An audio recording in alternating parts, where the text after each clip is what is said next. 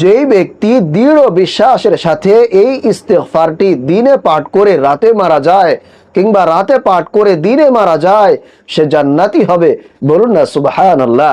শুধু তাই নয়, আপনি যদি একটু কষ্ট করে এই ইস্তেগফারটি সকাল সন্ধ্যায় পাঠ করতে পারেন, তাহলে আল্লাহ পাক রব্বুল আলামিন আপনাকে নিজ কুদরতি হাতে ধরে সকল ধরনের দুর্ঘটনা থেকে আপনাকে হেফাজত দান করবেন, গায়বী রিজিক দান করবেন, হাজার সমস্যার সমাধান পাবেন ইনশাআল্লাহ তাআলা। সেটি হলো সাইয়্যিদুল ইস্তিগফার।